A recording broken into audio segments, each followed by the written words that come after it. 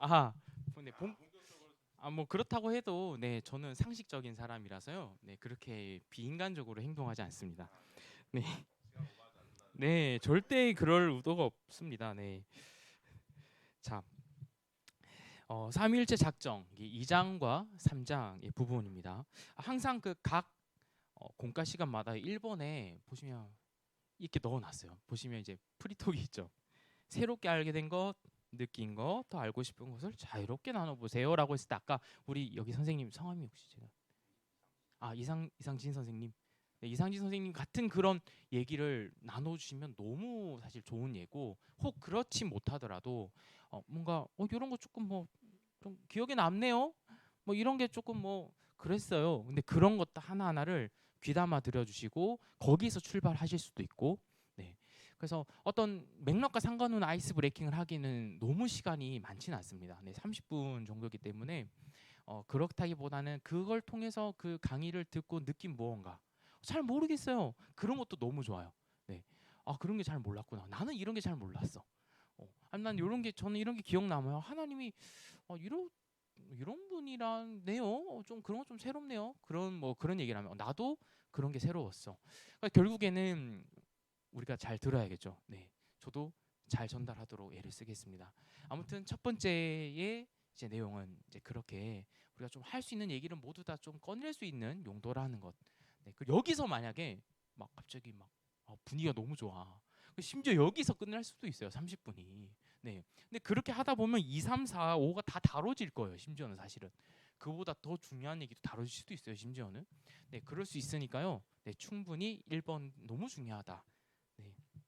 그 2번은 제가 읽어볼게요.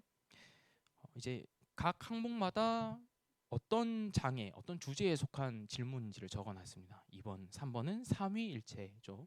2번 삼위일체입니다. 하나님은 알 수 있는 분이면서 동시에 다 이해할 수 없는 분이세요. 내 마음에 드는 하나님을 만들어서 경배하지 않으려면 어떻게 해야 될까요? 라는 질문을 합니다.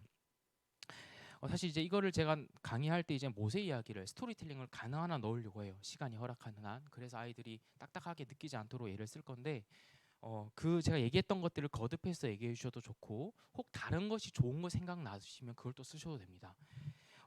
내 마음에 드는 하나님을 만든다라고 했을 때 밑에 이제 제가 화살표로 해가지고 어떻게 접근하면 좋을지 다른 질문으로 이렇게 바꿀 수도 있다라는 것까지도 다 적어놨거든요. 여기서 더 새롭게 본인 재량껏 하셔도 됩니다. 자, 첫 번째는 이렇게 접근할 수 있어요. 이해할 수 없는 하나님을 이해할 수 있는 나의 상상과 표현으로 새롭게 만들어낸 것이 과연 하나님일까? 아까 우리 선생님께서 해준 그 질문이기도 했죠. 그게 정말 믿음일까라는 얘기를 하셨죠. 그게 요런 똑같은 내용입니다. 그 예로 이제 그 아론의 금송아지 얘기를 했고 이렇게 질문을 바꿔서 전달해도 돼요. 네.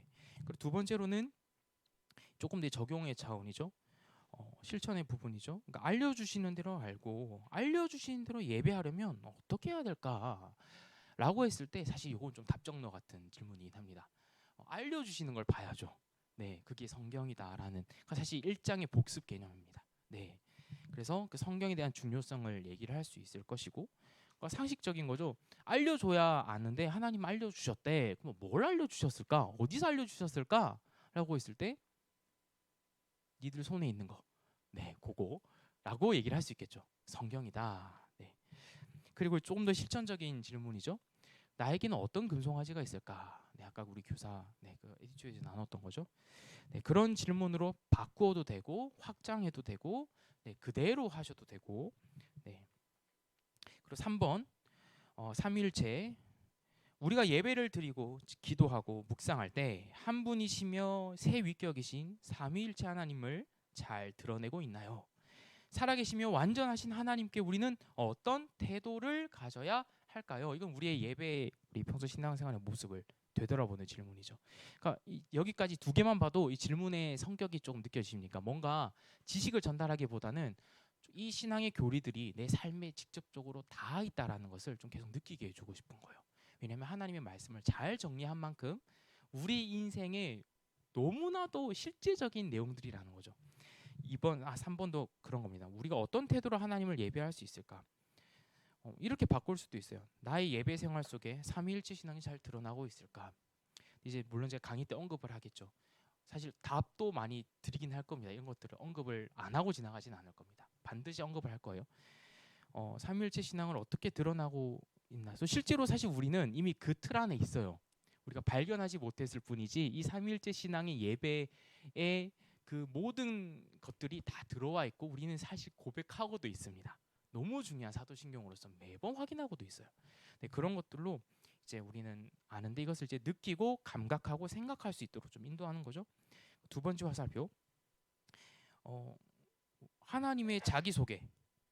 왜 하필 하나님이 우리에게 자기소개를 하셨냐 이거예요. 그러니까 이거를 당연하게 여기지 않도록 질문하는 겁니다. 그러니까 이런 같은 맥락인 거예요, 사실. 하나님께서 우리에게 왜 자기소개를 하실 필요가 있나? 그분이 왜, 굳이 왜? 아까 제가 저희 딸 아이 예 들면서 했던 것처럼 왜 굳이? 그러한 차원에서 우리 아이들에게 좀 도전해 줬으면 좋겠어요. 너희가 믿는 하나님이 정말 하나님이시고 살아계시고 완전하신 그렇게 크신 분이란데 왜 굳이 너한테 왜 그럴까? 근데 분명히 아이들 이럴 거예요. 잘 모르겠는데요? 이럴 수도 있어요. 네, 그러면 반드시 선생님들의 일상의 나눔, 선생님들의 그 고백과 묵상을 얘기를 해주시기를 네, 부탁드립니다. 그리고 제가 뭐 답이라고 하기까지는 그렇지만 답을 적어놨어요. 왜 다음에 네, 하나님이시기 때문에 또 마땅히 그렇게 높여드리는 것이 마땅한데 이게 너무 생각보다 중요한 부분이기 때문에 적어놨고요. 여기서 그치지는 않습니다. 네, 우리가 하나님께 왜 그런 태도를 가져야 하냐라고 했을 때 우리는 제가 강의 때도 언급하겠지만 하나님께서 우리에게 보여주시고 행하신 그것이 우리를 결국에는 그 예배의 자리로 이끌게 됩니다. 네, 그래서 아까 놀라움에 대해서 얘기할 때 그 세 축 얘기했죠. 하나님의 속성, 하나님이 하신 일, 그리고 우리의 경탄, 놀라움. 그게 그렇게 쫙 이어진다라는 거. 그게 여기도 그대로 네, 연결됩니다. 그리고 이건 이제 저의 묵상과도 같은 세 번째 화살표인데요. 사실 우리가 신앙생활을 하다 보면 뭐 조금 낮추어 표현하는 것으로 종교 생활이 될 때가 많습니다. 네, 사실 교육자인 저도 그런 저 모습을 볼 때가 종종 있어요. 너무 익숙한 루틴 속에서 물론 은혜 안에 있기 때문에 너무 감사한 일인데 그것을 잘 감각하지 못하는 생활 속에 젖어 있는 거죠. 그러다 보니 하나님에 대한 이 삼위 하나님에 대한 표현을 쓰면서도 그것이 거룩한 상투어처럼 느껴질 때도 있는데 그것들이 생각보다 살아있는 표현들이라는 것을 얘기를 하게 될 거예요. 물론 이것도 제가 이제 강의 때 언급을 할 겁니다. 그래서 이 3번에서만 봐도 선생님들이 뭔가 너희는 이런 태도로 예배를 드려야 돼 라는 것을 얘기하는 게 절대 아니라는 것. 네. 너희가 자유롭게 생각할 수 있는 거예요. 분명히 각자의 태도는 다 있을 거거든요. 자기 생각도 다 있을 거고 내가 마음으로 어떤 마음 품고 있는지 분명히 자기의 그게 형편이 있을 거거든요. 네, 그것을 조금 나누어 볼 수 있도록 네, 선생님들께서 또 먼저 그걸 나누어 주시기를 또 역시나 부탁드립니다.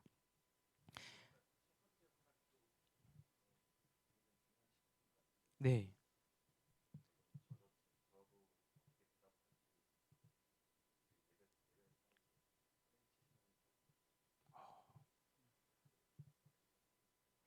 네, 이것은 사실 이제 강의 때 얘기하긴 할 건데요.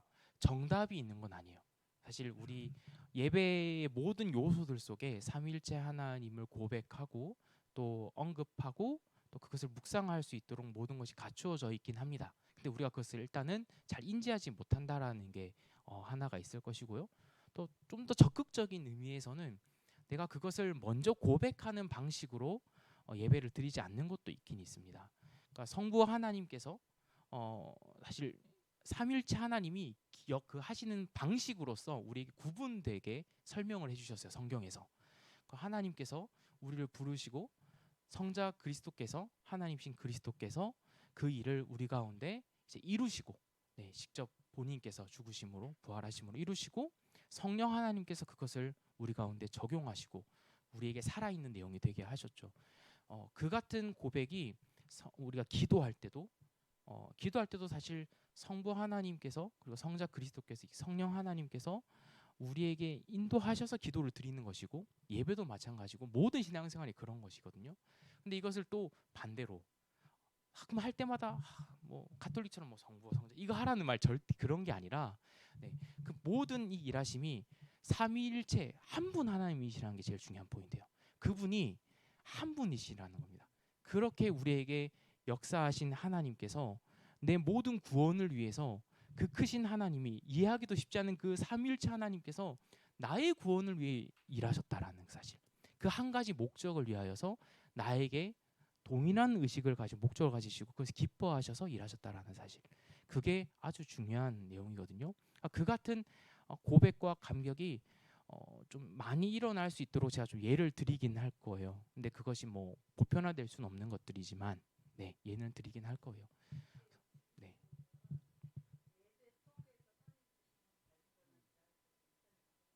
네.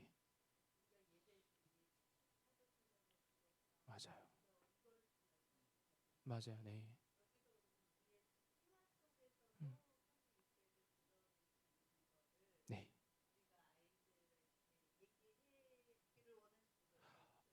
사실 그렇게까지 하신다면 너무 좋은데요. 네, 그렇게까지 생각해 주시면 좋아요, 사실은. 네, 근데 너무 부담이 되실 수 있으니까 또 사실 솔직히 말하면 우리 일상생활에서 그냥 삼일째 이런 거 다 걷어내고 솔직히 하나님 생각하면서 사는 게 많이 없잖아요. 네, 그냥 우리 신앙 자체가 왜냐하면 너무 분주하고 힘들잖아요. 우리 삶이 너무 바쁘고 저는 그거를 이제 산만하다라고 표현을 해요. 그러니까 하나님께 집중하기가 너무 산만해요. 저는 우리 아이 보면서 하나님 생각 잘 못합니다. 근데 아이가 어떤 일이 생기거나 뭔가 또 그런 뭔가 있어요. 뭔가 계기가 있으면 뭔가 그렇지 않은 요소들 속에서 하나님을 생각하게 되는데 아무튼 우리의 삶이 그렇잖아요. 그만큼 힘들다는 걸 말씀드리고 싶었고 그게 너무나도 당연하다. 어떤 면에서는 사실 쉽지 않다. 근데 그렇다고 이거를 반드시 그렇게 해야 된다 이걸 말하는 게 절대 아니라요. 우리 이미 우리의 삶 속에 그 어떤 삼위 하나님에 대한 그 신앙으로 이미 우리는 잘 알지 못하면서도 살아가고 있었다. 그 신앙을 하나님께서 주셔서 갖고 있었다. 이제는 그것을 조금 더 생각하고 고백해 보자. 이런 차원입니다. 네. 지금까지 우리의 신앙이 잘못되었다가 절대 아니에요. 우리는 이미 너무 잘 믿고 계셨고요. 하나님께서 그 깊이를 계속 더하고 계시고 저조차도 너무 몰라요. 너무 몰라요. 계속 알아가기를 바라고 그것이 사랑으로 표현되고 그것이 놀라움으로 표현되겠죠. 그것을 저도 이제 기대하면서 살 건데 그 기대함이 우리에게 나타나는 것이 결과입니다. 근데 그 결과를 위해서 이제 이런 내용들을 말하고 그러한 우리의 삶이 아주 값지다라는 것을 보여주고 싶어요. 네, 그런 차원에서 예를 주긴 할 겁니다. 그래서 정답은 없어요. 교회마다 예배도 다 달라요. 네, 제가 개척한 교회만 해도 예배가 다릅니다. 네, 저희는 또 다른 방식으로 이것들을 좀 이렇게 담아냈어요. 근데 그건 교회마다 다르고 그렇다고 해서 뭐 누가 더 낫냐 못하냐도 아니에요. 그런 거 전혀 없어요. 다 똑같은 삼위 하나님 안에 신앙이지만 우리가 이제는 그것을 고백하고 인지하고 생각하면서 아 이제는 거기서부터 나의 구원으로 이어져야 됩니다. 이제 그것을 좀 이끌도록 제가 계속 얘기를 할 거예요. 그냥 하나님의 자기 속에서 멈추지 않고요. 그분이 나 같은 자에게 일하셨다로 이어져야 돼요. 그래야만이 우리 놀랄 수 있거든요. 근데 거기에 이르지 않으면 우리는 단순히 지식의 괴물밖에 되지 않아요. 근데 절대 그렇게 되지 않도록 우리가 계속 하나님의 일하시 그 삼위 하나님께서 어떻게 일하시고 계신가? 네, 거기로 갈 거다라는 거. 아까 질문해 주신 그것만 한 번 더 정리하면 우리 예배에 관련해서 발견하도록 얘기해 줄 거예요. 하나 예들을 얘기해 주고 하나님께서 요렇게 우리에게 예배 속에서 하나님을 고백할 수 있도록 해 주셨구나. 사실은 뭐 대표적인 게 사도신경이에요. 네. 너무너무 중요합니다. 네, 그런 것들 얘기를 할 거고 또 우리의 기도도 어떠한 기도가 되어야 되는지도 할 거고 솔직히 우리도 그렇지만 아이들은 더더욱 그럴 거예요. 내가 과연 하나님께 예배를 기도를 드리는데 그러면 그 하나님은 성부 하나님만인가 보다 이렇게 생각을 하게 될 거예요. 근데 그렇지 않거든요. 네. 그런 것들을 이제 좀 얘기를 다 해줄 거예요. 네. 그런 기도 생활, 우리 어떤 신앙 예배 그런 전반에 있어서 삼위 하나님이 어떻게 드러나시는지를 좀 이제 언급을 해주도록 하겠습니다. 네. 하지만 역시나 포인트는 우리 좀 태도에 있다라는 것. 네. 그러니까 우리의 태도는 좀 이제 좀 그 예배를 경시하게 될 것이고 좀 가벼이 여길 것이고 네, 그 예배가 별로 나에게 기대가 안 될 거예요. 네, 대부분은. 네, 우리도 그럴 때가 많죠. 그런 한 나의 모습이 삼위일체 하나님의 그 속성의 빛이 우리에게 비추어졌을 때, 그분이 어떤 분인지 알게 되었을 때 드러나요. 나의 어떤 부족한 면들이 드러날 것이고, 아버지의 품 안에서 그 나의 드러남이 회복될 것이에요. 네, 그 은혜가 있기를 바랍니다. 네, 그것이 목적이에요, 사실은. 네, 네. 그래서 정답은 없다. 우리 각자의 태도를 되돌아보셨으면 좋겠고, 우리 선생님들의 태도도 한번 좀 이 계기를 통해서 고민하시면서 아이들에게 좀 나눔을 해주시면, 선생님 이렇게 솔직하셔? 그렇게까지 생각하면서 마음을 열지 않을까. 네, 기대가 돼요. 사실 아까 주신 질문은 너무 중요한 질문인 게, 삼위일체 하나님이 그만큼 이해하기 어렵기 때문에 그런 거예요. 사실은 이해할 수 없는 영역인 게 사실입니다. 그래서 미리 조금 얘기 드리면요, 신앙 고백서에서뿐만 아니라 교회 역사 속에서 이 삼위일체 신앙을 정립하게 된 계기는요, 먼저 야 우리 삼위일체 신앙 이런 거야라고 한 게 아니라요, 이상한 이단들이 있었어요. 그 당시에 그 사람들이 이상한 얘기를 하는데 뭔가 성경이랑 안 맞는 거예요. 그래서 따져보니 그들이 믿는 신은 뭔가 성부 하나님이 보통 그리스도와 관련해서 이상한 얘기를 많이 했거든요. 예수님이 하나님이 아니더라, 혹은 예수님이 인간이 아니더라, 뭐 이런 쪽으로 갔어요. 그러니까 그것들을 성경에 비추어서 걷어냈어요. 그거 아니야, 그거 아니야, 그 전혀 유익이 아니야, 그 전혀 하나님이 가르치신 방식이 아니야, 성경 아니야. 걷어내고 걷어내고 걷어냈어요. 그렇게 걷어내면 아닌 걸 걷어내고 남은 게 이제 삼일제 신앙으로 딱 견고해진 거예요. 그래서 삼일체 교리는요, 부정의 신학이라고 표현을 해요. 부정하고 부정하고 부정함으로써 정립이 된 거예요. 그러니까 결국에는 그 이상한 이단들의 그 내용에 대응을 교회가 했는데, 네, 그렇게 딱 도드라져 보이게 된 거죠, 결과적으로. 네. 그리고 실제로 성경에서 그렇게 도드라져 보일 수 있는 삼일체 하나님의 내용들이 너무너무 많고요. 네. 자, 그리고 4번 작정입니다. 이 작정에 대한 내용은 이제 우리 특히 청소년 기 아이들에게 너무 중요한 부분이에요. 아까도 얘기했던 부분인데, 혹시 이건 좀 우리가 먼저 질문해봤으면 좋겠어요. 내가 하나님께 받아들여진다라고 생각될 때가 있으세요, 혹시? 이런 때 있지 않으세요? 내가 한 주를 좀 거룩하게 잘 살았어. 그러면 주일 예배가 막 기대가 돼. 혹은 좀 당당해. 혹은 이 주일 예배가 하나님 뭔가 주실 것 같아. 좀 그런 경험 솔직히 좀 많습니다. 그거는 어쩔 수 없는 것 같아요. 마치 숙제를 해간 학생이 학교에서 당당한 것처럼 그 같은 자세가 우리의 모습이거든요. 근데 하나님께도 그렇게 할 때가 있어요. 근데 사실 그게 정답이 아니죠. 그 전혀 상관없어요. 하나님께서는 아까 거듭거듭 말씀드린 것처럼 죄인 되었을 때에 우리를 건지신 거거든요.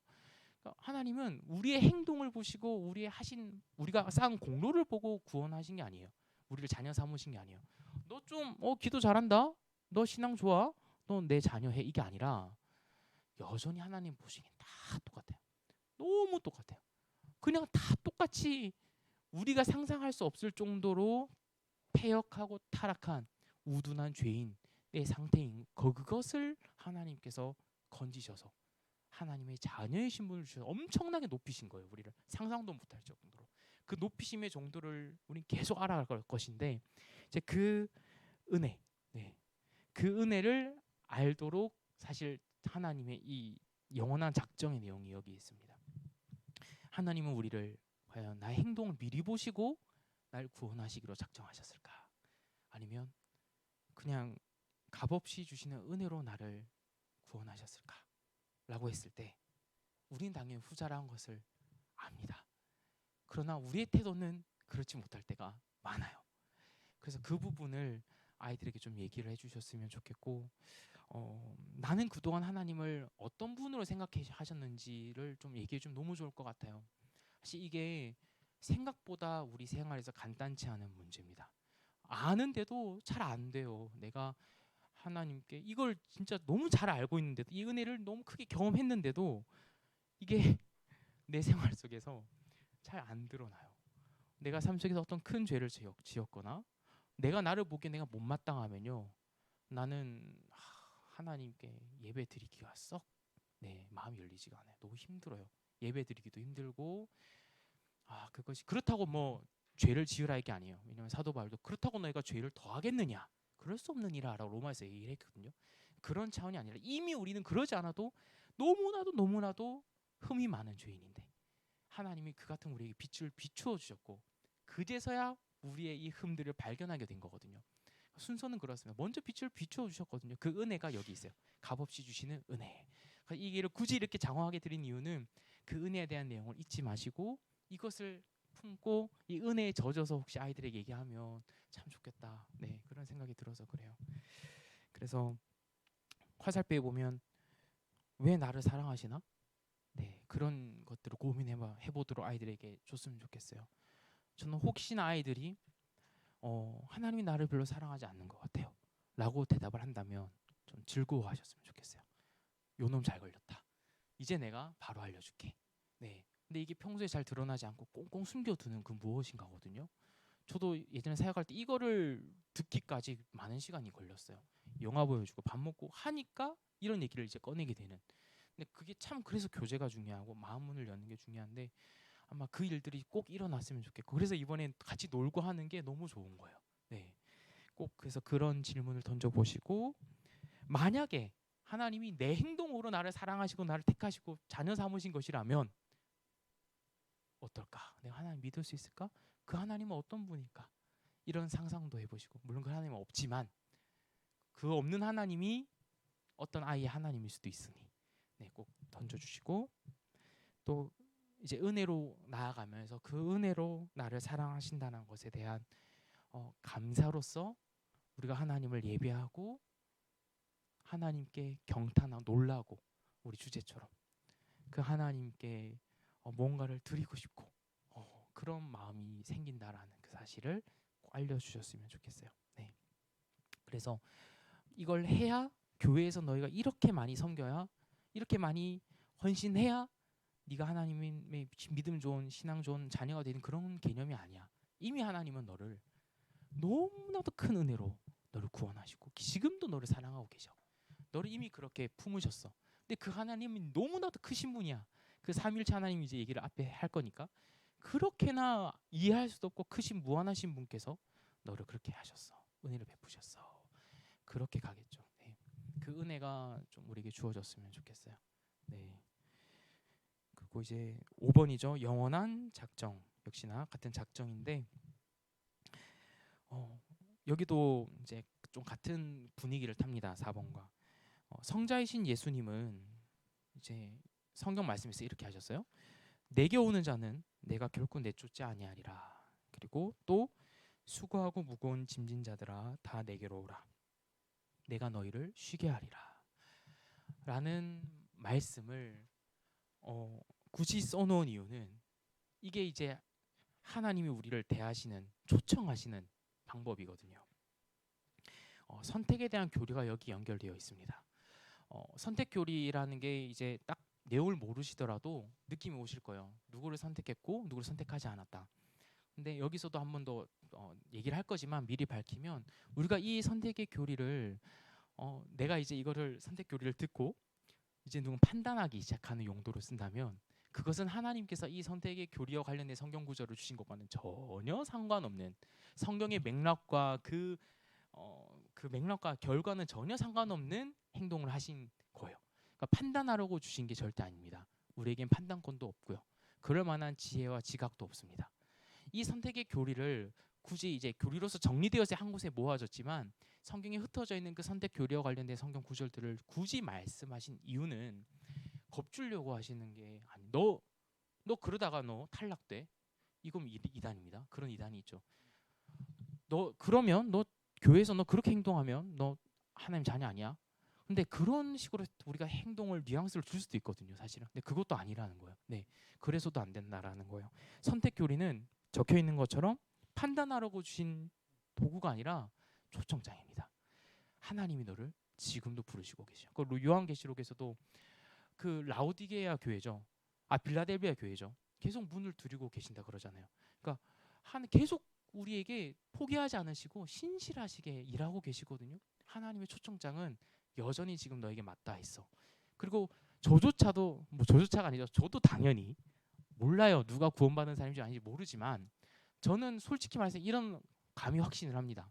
이렇게 믿음의 공동체 안에서 어린 나이 때부터 이렇게 이 같은 환경 속에서 자라간다라는 것은 엄청난 택하심의 근거와 증거로 봐도 무방하다라고 할 정도로요. 전 그 정도로까지도 기대할 정도로 아이들을 보는 게 맞다라고 생각해요. 말 안 듣는다고 해서 얘는 안 될래 이렇게 보일지 물론 그런 분은 없겠지만 조금도 이 아이들을 포기하실 필요도 없고 그 아이들 모두가 하나님의 이 같은 초청장을 받고 있다라는 사실 선택 교류가 그것을 말하고 있어요. 그리고 우리가 여러분께서 저도 그 초청장을 이미 받으신 분이에요. 네, 네, 네, 네, 네, 네,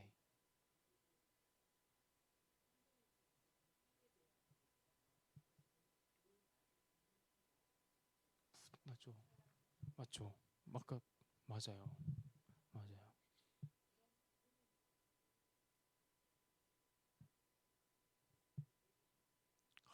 감사합니다.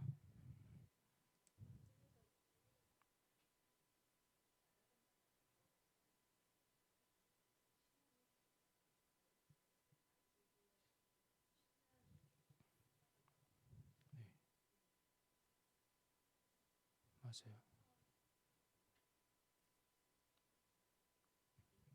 음,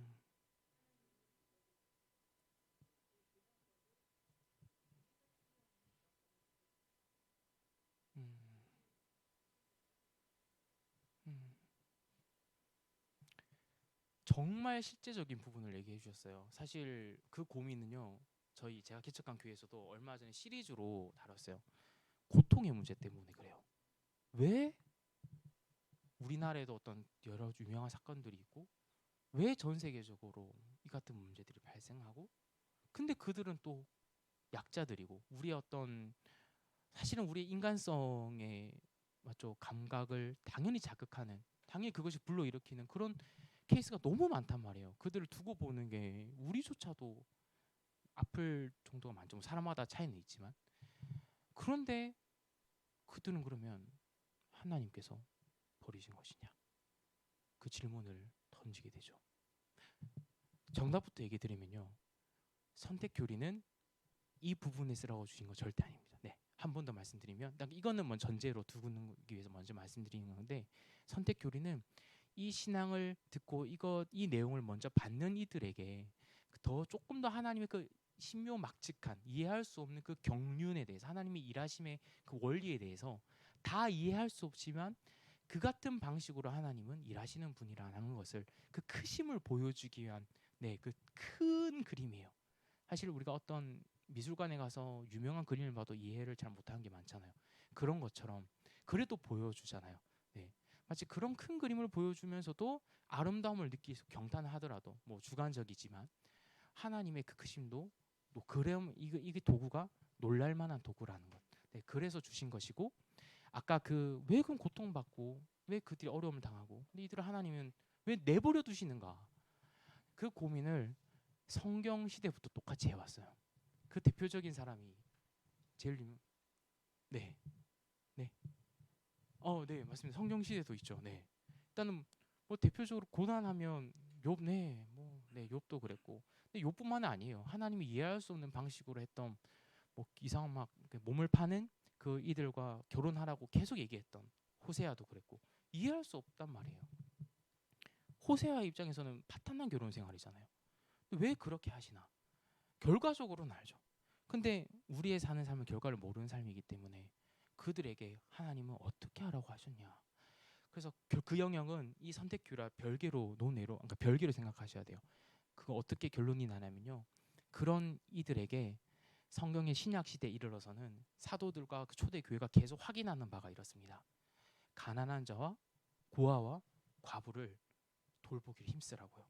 사도 바울이 이방인의 사도고 유대인의 사도로서 대표되는 베드로가 이제 예루살렘에서 딱 만나가지고 사도 바울이 사실상 이제 내가 너희와 다르지 않아라는 것을 좀 인정받는 사건이 있거든요. 사도행전에 갈라디아에서도 이제 그 내용이 갈라디아에서 나오죠. 근데 그 내용에서도 둘이 확인해요 한 번 더. 다른 거 다 똑같다. 그리고 한 번 더 구체적으로 언급을 하는데 다른 거 언급 안 해요. 이것만은 딱 언급을 해요. 고아와 과부를 돌보기를 힘쓰는 것에 있어서 우리가 더 그렇게 하기로 그 부탁을 받았고 이미 내가 또 그렇게 하고 있었던 것이다. 그러니까 그 역할이 우리에게 담겨 있고요. 우리에게 주어져 있어요. 우리가 그 고아와 과부로 있는 이들에게 단순히 인권과 어떤 그런 차원을 우린 더 넘어서요. 더 고귀해요. 그것도 너무 고귀하지만 그 윤리를 넘어선 복음의 원리가 담겨 있어요. 우리가 하는 행동들에는. 그래서 더더욱 우리는 그들에게 관심을 가지고 다가가야 되고 그들을 위해서 힘써야 되고 교회가 또 진력해야 되는 거죠. 그 같은 역할을 교회로서 주셨어요. 그 이상은 사실 성경이 그럼 왜 저들은 이런 고민을 주시지 않았어요. 당장 너희 주변에 눈에 보이는 이들에게 가서 하라고 하셨죠. 그래서 그런 차원에서 이제 베드로도 이제 같이 예수님께서 부활하시고 난 다음에 이제 미문 앞에 있는 거지를 보면서 주목하여 보고 그들에게 이제 복음을 전하기 시작하죠. 그러니까 그들에게 있어서 그냥 멋대로 막 나가서 예수 천당 부신죠. 그런 물론 그것도 복음이 있을 수 있지만 그들을 주목하여 보고 관심을 가지고 그들에게 다가가는 노력들이 우리에게 주어져 있는 사명인 거예요. 네, 그리고 그 안에 그 원리 안에 그리스도께서 계심도 예수님께서 말씀하셨죠. 네, 저 헐벗은 자에게 옷을 주었던 너희가 나한테 했던 것이다. 목마른 자에게 물 한 모금 준 것이 나에게 한 것이다. 주님께 그렇게 한 적이 없는데요. 아니 너희는 그렇게 했다. 그 얘기를 하신 것도 단순히 윤리적으로 살라 이런 차원이 아니라 그 구약 시대부터 신약에 이르기까지 하나님께서 그 보여주신 그 복음의 원리, 그 복음이 작동하는 그 방식이 다 거기에 담겨 있어서 그렇습니다. 네, 그래서 이 부분은 사실 우리 공과는 상관없지만 또 질문을 주셔서 네 얘기한 것이고 실제로 예수님도 이제 공생의 사역을 사실은 이제 예루살렘이 아닌 그 주변 이방인들 가난하고 귀신 들리고 헐벗은 사람들을 위해서 다 거의 사역을 쏟으셨죠. 그 같은 방식을 친히 다 보여주신 것은 우리도 그렇게 하라는 모범이 되어 주신 것이고 그 원리가 이제 우리가 사실 그리하였기 때문이다라는 것을 구약에서도 얘기를 하죠. 네. 그래서 구약에서도 고아와 과부를 돌보라라고 계속 얘기를 하고요. 너희가 그리하였으니 너희도 그런 처지였으니 그래서 영적으로 고아와 과부된 우리의 모습을 하나님의 그 크심 앞에서 무한하심 앞에서 발견하는 것이 놀라움으로 이어지는 거예요. 네, 그 놀라움으로 그 감사의 표현으로 사실은 그 같은 행동을 하게 되는 것이고요. 사실 이 주신 질문은 역시나 맞닿아 있습니다. 네. 너무 제가 공과 관련된 직접적으로 관련이 없지만 좀 장황하게 해서 죄송하고요. 그리고 이제 창조 섭리로 넘어가 볼까요? 네. 와 죄송합니다. 네 제가 약속을 했는데 호언 장담을 했는데 네 조금 오버하더라도 저를 용서해 주시기를 바랍니다. 네. 아, 질문 괜찮. 네. 나중 시간 땡긴 거라고. 네. 네. 네, 질문 근데 너무 좋아요. 왜냐하면 그 질문 덕분에 풍성해지고 있고요. 이게 아이들에게 얘기할 것에 다 소스가 될 거예요. 네. 그 첫 번째 창조 섭리도 역시나 1번은 이렇게 시작을 합니다. 그 2번은 이제 성경을 찾아 읽는 거예요. 요거 할 때 반드시 성경을 좀 찾아 읽을 수 있도록 해주시고 여기서 보면 결론은 그겁니다. 이미 창조에서도 삼위 하나님께서 같이 일하신 거. 네, 그 사실이 너무 중요해요. 우리가 창조하면 성부 하나님만 일하신 거 아니야? 왜냐하면 예수님 아직 안 오셨잖아. 아직 뭐 좀 성경 아는 애들은 이제 성령 하나님 안 보내셨잖아. 예수님 부활하시고 보내신 거 아니야? 뭐 이렇게 수준도 높은데 그렇게까지 할 수도 있고 어쨌든. 근데 그게 아니라는 거죠. 네. 이미 구약에서부터 삼일체 하나님께서 함께 일하시고 계셨어요. 아주 조화롭게, 아주 서로 간에 깊은 사랑과 깊은 충만한 기쁨으로 가득하신 상태로 함께 일하셨다라는 것을 창세기부터 쭉 얘기를 하고 있습니다. 네, 근데 그 중에서 몇 개만 일단은 뽑아서 이렇게 좀 읽어봤으면 좋겠어요, 직접. 그리고 주라고 표현하는 부분, 로마서 맨 첫 번째. 이것은 이제 하나님 삼일체 하나님을 통틀어서 주라고 표현하는 그렇게 이해를 해주시면 좀 더 간단할 것 같아요. 네, 그 성부, 성자, 성령 이렇게. 네, 그리고 3번. 이 창조에 대한 부분입니다. 하나님은 이 창조 세계를 보시고 심히 좋았더라라고 표현하셨어요.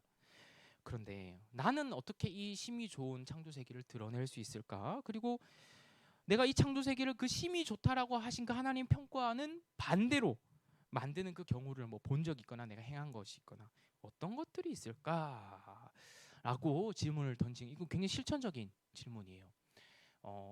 아이들이 어쩌면 이런 부분에서 더 많이 얘기가 쉬울 수도 있어요. 요즘 아이들은 일단 외면적으로는 이런 것들이 뭐 환경에 대한 부분일 수도 있어요. 왜냐하면 하나님께서 심히 좋다, 너무 선하다, 이게 선하다라는 하나님께 표현될 만한 그 속성을 이 창조 세계에 평가하신 거거든요. 하나님께 어울릴 만한 속성을 이 창조 세계에 부여하셨다라는 것은 지금 우리로서는 솔직히 상상을 못하는 영역입니다. 주님 다시 오실 때나 우리가 알 수 있는 부분이지 지금의 현재 우리로서도 몰라요. 성경이 근데 단지 그렇게 표현을 하고 있다라는 것으로 우리는 거룩한 유추를 할 수 있을 뿐이죠. 어쨌든 외면적으로는 그같이 좋은 환경을, 이 하나님 지으신 창조 세계를 우리가 허물고 그 반대로 행하는 것들이 분명히 많을 거예요. 환경, 뭐 윤리적인 것들, 우리 세계에 일어난 여러 가지 아픔들. 그렇다면 밑에 화살표로 가는 거예요. 사실 아까 질문이 여기에 좀 맞닿아 있을 수도 있어요. 신약 시대를 사는 신자의 역할로 이어져요. 그렇다면 우리는 이 사실을 아는 우리는 하나님께서 이 창조 세계를 원래 어떤 의도로 지으셨고, 그리고 이제는 어떻게 회복하실, 완전히 회복하실 그때를 우리 기다리고 사는 사람들인데, 그런 우리들로서는, 현재를 사는 우리들로서는 회복하신 그 시대를 어떻게 기대하고 어떻게 그것을 나타내며 구현하며 살 것인지를 좀 얘기할 수 있는 장이 되었으면 좋겠어요. 여기서는 환경, 뭐 윤리 이런 것도 당연히 얘기할 수 있을 거고요. 특히 아까 얘기했던 그 고아와 가보에 대한 얘기도 당연히 할 수 있을 것이고, 근데 그 모든 것 안에 복음이 들어있다라는 사실 중요해요. 환경을 얘기해도 우리는 하나님이 원래 그것을 의도하셨기 때문에 그것을 우리는 다시금 회복하기 위한 것을, 물론 다 100% 회복할 수 없죠. 우리는 당연히 없는데 그것을 그렇게 행동하고 구현하면서 하나님의 창조 세계를 보여주는 거예요. 그리고 말할 기회가 있을 때 말하는 것이고요. 그러니까 우리의 행동의 이유와 근거와 본질은 전혀 다르게 성경에 있습니다. 윤리도 마찬가지죠. 우리가 가난한 자, 약한 자를 돕는 이유는 그들이 단순하게 우리의 어떤 그 감정을 자극해서도 아니고, 단순히 그들이 우리보다 못하기 때문에 그런 것도 아니에요. 우리가 그리하였기 때문에 그렇습니다. 우리가 원래 하나님 앞에서 그리하였기 때문에 그들에게 대한 긍휼을 가지는 거예요. 우리가 긍휼하심을 입었기 때문에 우리가 그들에게 이제 그 받은 것을 베풀어 주는 거죠. 그런 차원에서 하나님께서 원래 뜻하신 그 창조 세계의 그 목적과 의도를 드러낸 그런 얘기를 하는 거예요. 여기서는. 네. 그래서 이건 좀 의도가 이렇다라는 것을 얘기 들었고요. 4번 섭리. 이제 하나님의 그 섭리, 이제 이 창조 세계를 다스리시는 것을 섭리라고 합니다. 하나님이 이 다스리시는 그 섭리, 작정과 그 목적, 그 의도, 그것이 지극히 지혜롭고 거룩하다라는 것을 역시나 우리는 성경을 통해서 확인을 해야 합니다. 그래서 성경 구절을 넣어놨고요. 꼭 반드시 읽어주세요. 그리고 이제 볼드체로 제가 해놓은 것, 지극히 지혜롭고 거룩한 하나님의 섭리 안에 우리가 있습니다. 이것을 꼭 강조해 주세요. 이것을 좀 힘있게 강조해 주셨으면 좋겠어요. 이렇게나, 왜냐하면 이것을 얘기한 이유는 사실 이 6번까지 이어지는 거예요. 네, 6번의 그 흐름 플로우 속에서 이제 시작되는 건데, 일단 6번에서 얘기를 하도록 하고요. 이 섭리의 교리에 대해서 이제 4번은 확인하는 데 좀 초점이 있습니다. 여기에는 나만이 아니라 교회가 있다라는 사실을 꼭 기억해 주셔야 돼요. 네. 왜냐면 오늘날 교회가 뭐 지탄받는 것, 뭐 이미지가 안 좋은 것, 그런 것들은 우리 아이들이 더 많이 느낄 거예요. 학교 생활하면서도 그렇고 그다지 그게 힘이 없게 느껴질 겁니다. 근데 그렇지 않다라는 것. 하나님이 계획하신 그 교회에 대한 하나님의 그 뜻은 좀 더 감상적으로, 하나님의 꿈이라는 것은, 비전이라는 것은 아주 지혜롭고 탁월한 섭리 속에 있다라는 것. 그것을 좀 강조하는 것, 내가 그 안에 있다라는 것.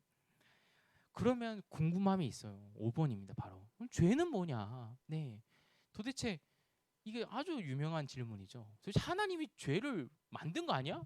왜 그 전능하시고 다 아신 하나님께서 왜 내가 죄 짓는 걸 막지 않으시냐고. 뭐 사실 그거는 좀 더 이제 재밌게 하는 표현이고, 심각한 것은 왜 저 악한 사람이, 저 심각한, 사실 네, 정말 네, 입에 담기 힘든 그런 죄들을 하는 사람 왜 그 막지 않냐? 아니면 네, 아무튼 그런 너무 다양한 일들이 많잖아요. 왜 그런가? 근데 그것 일단 먼저는 하나님이 그 죄를 만드신 분, 조성자가 아니라는 것. 그 죄를 막 하나님이 의도하시고 막 그런 분이 아니라는 사실을 성경에서 먼저 확인해야 합니다. 네, 너무 중요해요. 성 눈으로 보고 듣고 확인을 하고 여기서 확인을 한 다음에 바로 여기로 넘어가야 돼요. 왜 우리는 죄의 원인을 내가 아닌 하나님께로 돌리고 싶어 할까? 여기에 사실 우리의 문제가 있어요. 강의 때는 이제 좀 더 딥하게 얘기를 할 거예요. 이 죄의 문제가 어디서 기인한 것인지에 대한 사실 이게 이제 6장에 이르는 인간론에서부터 좀 많이 다루어지는 부분이긴 하지만 조금 당겨서 그런 부분까지도 이제 우리의 어떤 죄성에 대해서 얘기를 하게 될 건데 어쨌든 여기서 공과 시간에는 우리가 왜 그 죄의 원인을 굳이 하나님께로 돌리려고 할까? 그게 사실은 어느 정도는 답정합니다. 네. 그러니까 우리의 본성이 그래요. 사실 성경에 보면 사람의 본성이 그랬습니다. 죄를 처음 지는 그 에덴 동산에서부터 하나님이 주신 저 여자가 나에게 이 열매를 주어 따먹게 했습니다. 라는 것을 당당하게 하나님의 크심 앞에서 얘기를 할 수 있다라는 그 아담의 속성은 여전히 우리에게도 적용돼 있고요. 솔직히 저의 인생을 솔직히 되돌아봐도 그런 책임 전가로 많이 점철되어 있는 것들을 발견하게 돼요. 은혜로 그것들이 이제 억제되고 내가 책임 있게 사는 것처럼 하나님이 살게 하시지만 내가 어떤 그 상황에 몰리고 하나님께서 그런 걸 경험하게 하시면 내 본성이 여지없이 드러나요. 그러니까 그 죄의 문제는 사실 나 개인에게 솔직함을 갖고 물어볼 문제입니다. 그래서 그 본성이 있음을 좀 강조해 주시길 바랍니다. 네. 사실 그건 우리 스스로가 좀 정직하게 생각을 해봐도 네, 할 수 있어요. 그것과 관련된 성경적 신학적 근거는 제가 또 강의에서 네, 좀 얘기를 딥하게 하겠습니다. 그리고 6번 이제 섭리죠. 이게 이제 마지막 부분인데요. 하나님의 섭리를 신뢰하면 이런 일들이 있어요. 고난 속에서 어려움 속에도 또 이제 우리 아이들의 기준에서는 불평할 만한 일들 속에도 하나님이 어떤 분이신지를 고백하고 그분이 일하심을 이렇게 일하셨다, 일하실 것이다 라는 것을 이렇게 말하는 그런 신앙의 고백이 일어날 때가 있어요. 우리 선생님들 분명히 그런 것들이 지금까지 있으셨다고 저는 믿습니다. 네, 반드시 있어요. 그것이 없이는 우리가 믿음을 지키고 살 수 없고 그 은혜를 반드시 주셨을 거예요.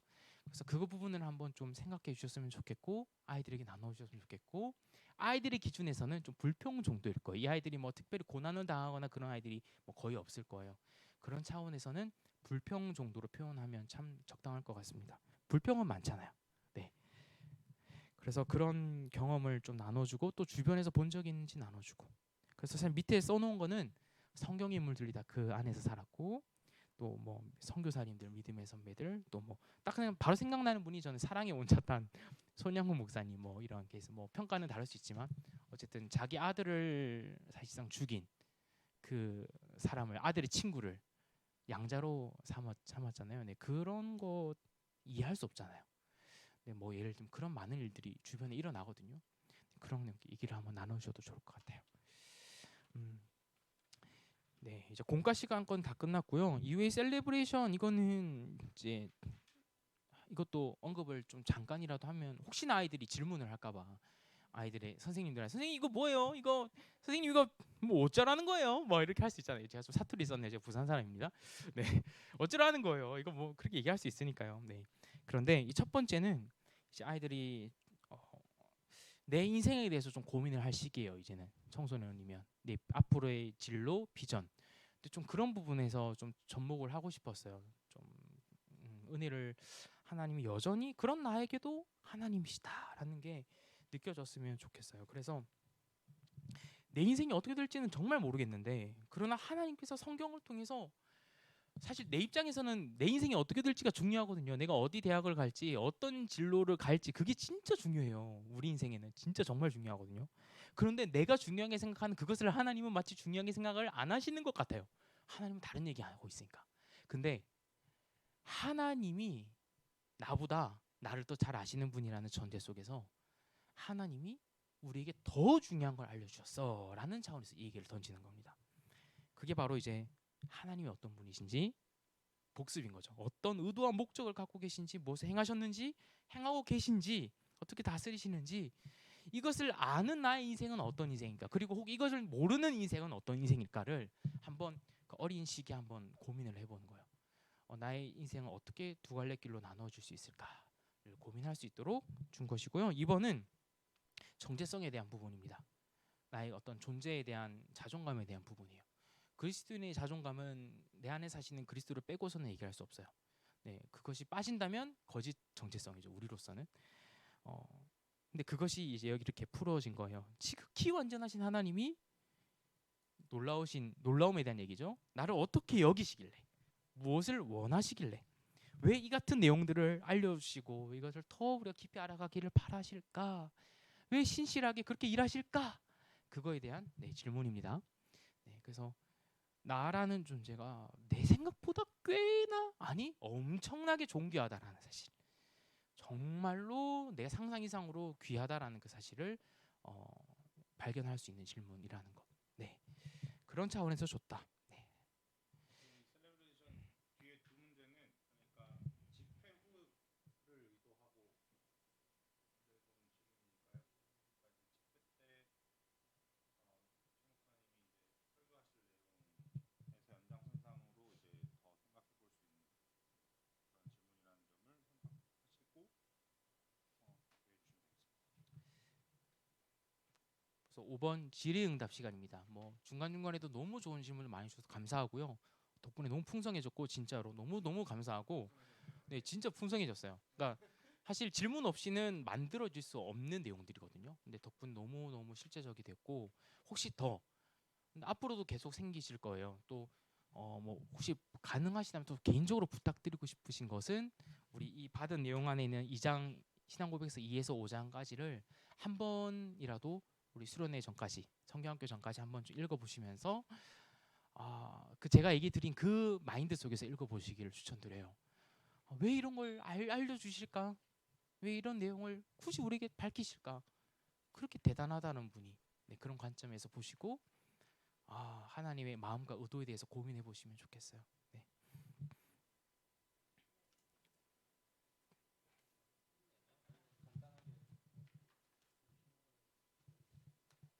어, 네, 뭐 질문하셔도 좋고 잠깐 질문이 있으시면 하실 수 있는 시간을 드리고 마칠 때는 기도를 좀 하고 네. 마치도록 하겠습니다. 네.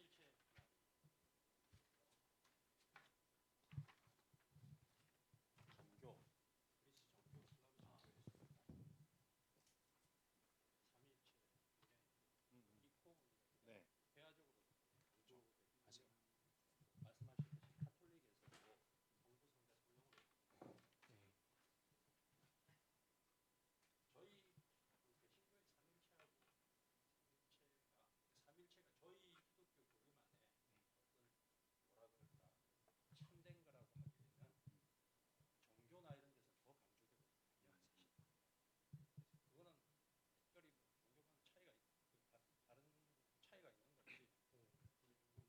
네. 네.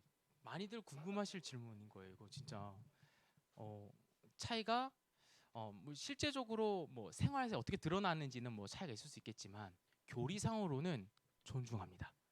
그러니까 큰 네, 그 같이 동의합니다. 받아들이고 있어요. 큰 예로 이제 카톨릭에서 수세라고 하죠. 수세받은 그러니까 세례, 카톨릭의 세례를 수세라 그러는데 이제 그 수세받은 이제 카톨릭 신자가 이제 나중에 그 개신교로 오는 경우가 종종 있어요. 그럼 그분을 다시 세례를 주지 않습니다. 장로교 전통에서는. 왜냐하면 그들 역시 그 수세를 받을 때 삼위일체 신앙을 고백하고 하나님의 백성으로 받아들여진 것으로 봅니다. 그래서 여전히 그대로 그 세례를 인정하고 받아들이는 것이 보통 일반적인 기독교 전통이에요. 그런 가운데 이제 말씀하신 동방 종교와 이제 우리 개신교랑 이제 천주교회가 서방 교회라고 이야기하거든요 보통. 근데 이 둘 사이에서 삼위일체에 대한 이해는 아주 사소한 한 표현에서 차이가 나는데 다른 거 아니고 성령 하나님이 성부와 성자에게서부터 나오신 분인지 아니면 성부에게 나오신 분인지에 있어서 구분이 돼요. 동방정교회는 성부에게서 나오신 분으로만 얘기해요. 성령 하나님을. 그런데 우리 이제 개신교회 그리고 카톨릭이 있는 서방교회에서는 성부와 성자에게서 나오신 성령 하나님이라고 고백을 해요. 이게 이제 좀 초대 교회 때 한번 논쟁이 된 적이 있고 그게 이제 동방교회랑 서방교회가 이제 나뉘는 계기가 됐거든요. 그래서 성령에 대한 이해, 성령 하나님에 대한 이해에 있어서 차이가 있고 이 차이는 우리 입장에서는 이제 성경적 근거가 있어요. 왜 아들에게서도 나오신이라고 얘기하는지에 대한 요한복음의 표현이 있어요. 그러니까 나와 아버지로부터 보내어 지신 성령이라는 표현이 등장하기 때문에 우리는 명백하게 성경의 표현대로 우리는 이제 성부와 성자에게서 나오시는 성령님이라고 얘기한다라는 성경적 근거가 있지만 뭐 동방정교회 조금 더 신비적인 요소들이 조금 더 강조가 많이 되고 또 그런 가운데 이제 성경 플러스 전통의 요소들 뭐 이런 것들이 이제 가미되면서 저희랑 조금 다른 신앙을 이제 얘기하고 있다는 점은 이제 차이가 있고 그런 부분들이 실제적으로 생활에서 어떻게 드러나는지에 대해서는 이제 네 이제 조금 더 얘기가 필요하죠. 큰 범주에서는 네, 존중하고 있습니다. 아 존중합니다. 예, 그럼요. 존중합니다. 성경 안에서 실제로 성경 안에서도 그렇고 하나님,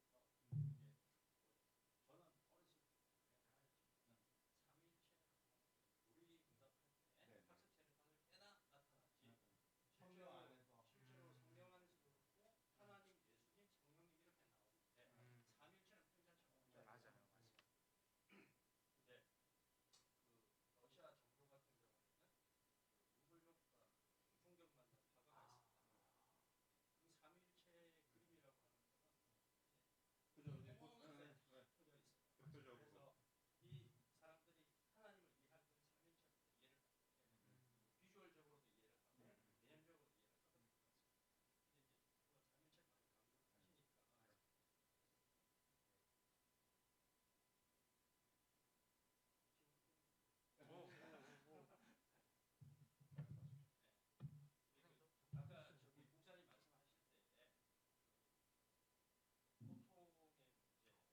무신론이 될 수 있고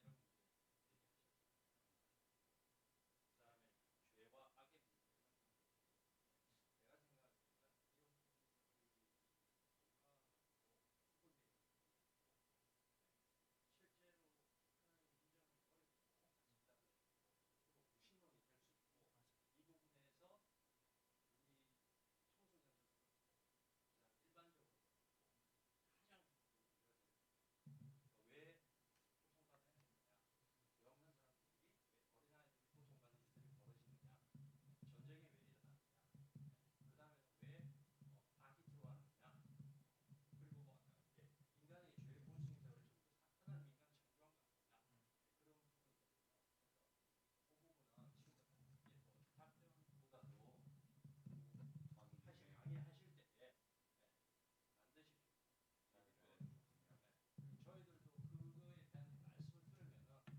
그때는 이해가 좀 되는데 아이들한테 전달하기 굉장히 어렵고 맞아요. 그런 부분들이 있기 때문에 그래서 고통의 문제, 악의 문제 이런 부분들은 꼭 넣어서 하도록 할게요. 사실 저도 오히려 이 얘기를 주셔서 감사한 게 오히려 너무 어렵고 장황하게만 느끼시지 않는 것 같아서 너무 감사하고 개인적으로 실제적으로 느껴서 감사하고 이게 아이들이 필요해요. 사실 청소년 아이들에게는 진짜 이게 머리가 트거든요. 그래서 이 얘기를 그래도 한 번쯤 해주고 기억 못하더라도 아 예전에 페트라 성경학교 때 뭐 이런 얘기 했던 것 같아. 그 정도만 만약에 맞아요. 시간이 지나도 남아 있어도 유익이 돼요. 네. 언제든지 물어봐 라는 것도 태도도 너무 중요하고요. 당연히 너무 잘해주실 거고 네. 저도 언급을 그도 하도록 하겠습니다. 반드시 할게요. 저기 이게 뭐냐면은 저희가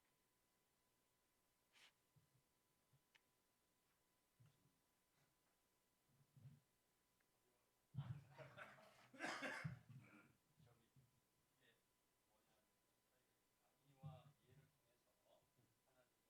하나님을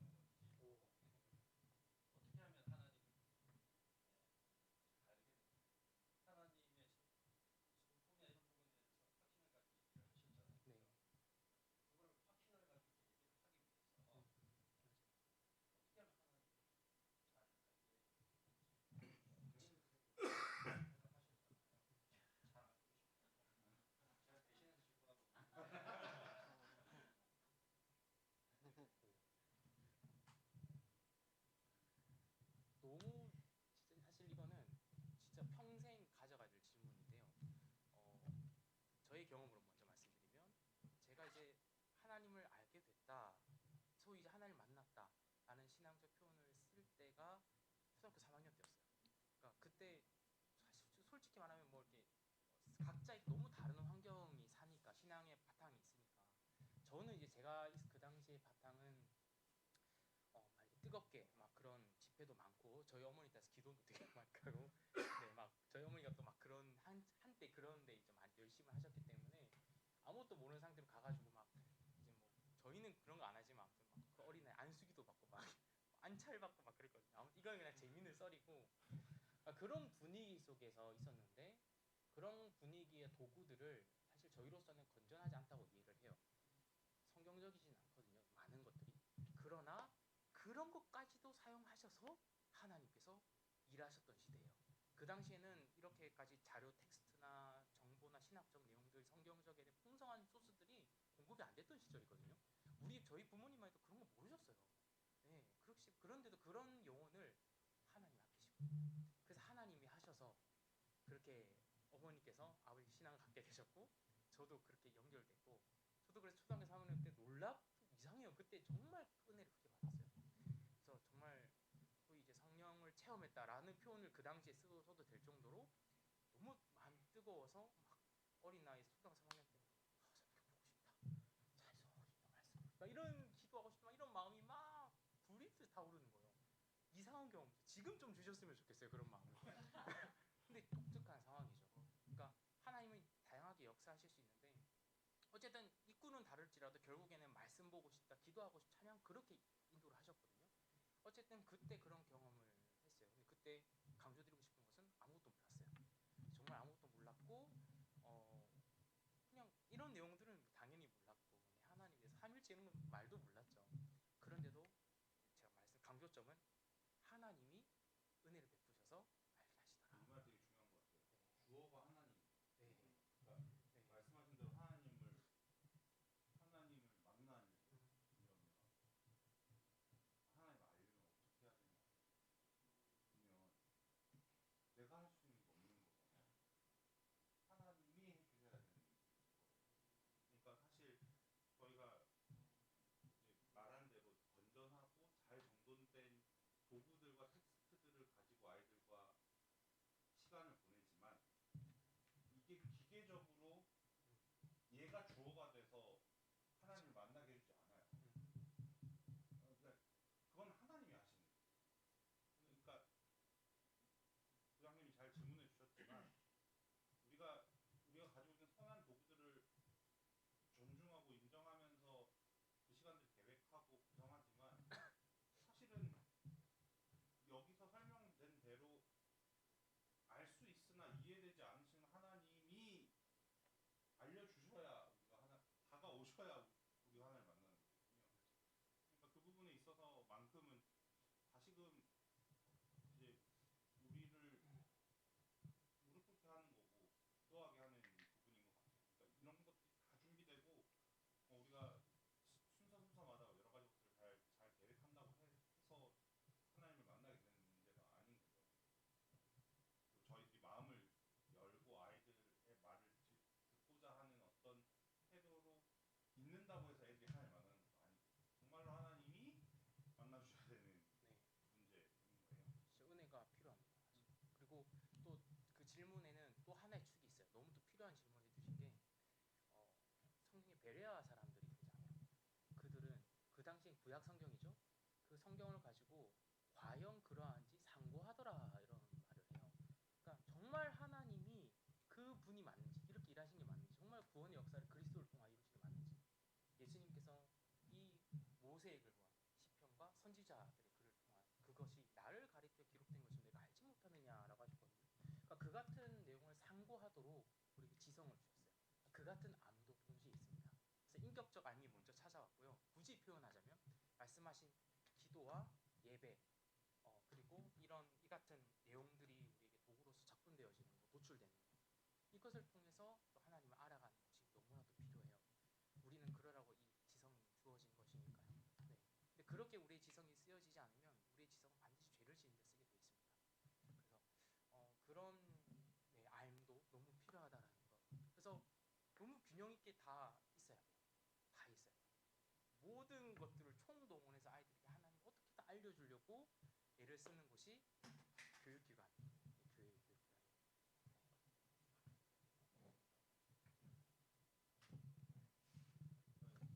잠깐 기도하고 시간을 정리하시면 좋겠습니다. 잠깐 기도할 선생님들께서 이제 교회에서 이제 계속적으로 함께 성경을 보고 있는 가운데 이제 매일 성경을 수단으로 해서 새벽 예배도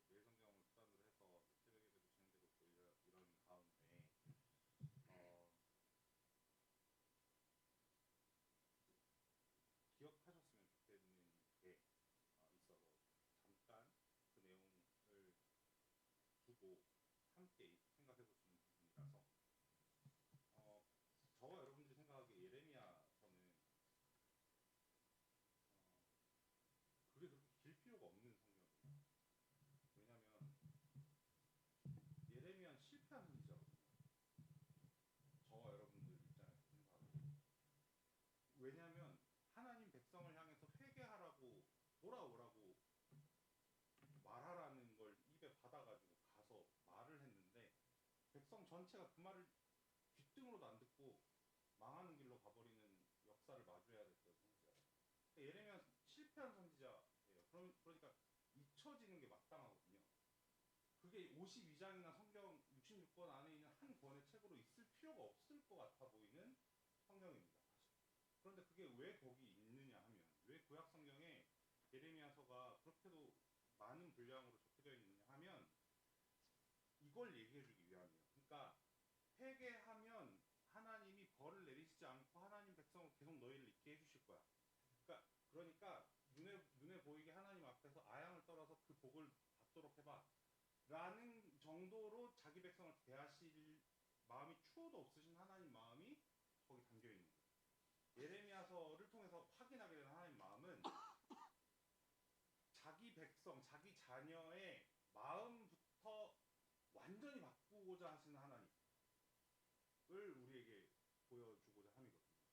그러니까 단순히 표면적인 어떤 걸 바꾸는 정도로 인생을 계도하시고자 하는 하나님이 아니신 거예요.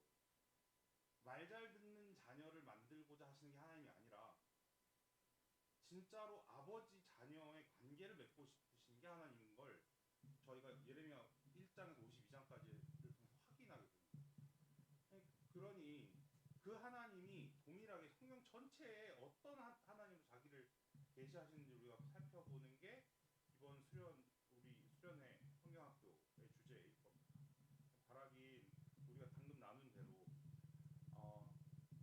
진짜로 그 하나님이 인격적으로 그러니까 나 말고 다른 존재로 내게 다가오시는 일이 있어야 아이들도 우리도 이 유익을 실제로 누릴 수 있을 거라는 걸 확신하는 가운데 잠시 기도하셨으면 좋겠습니다.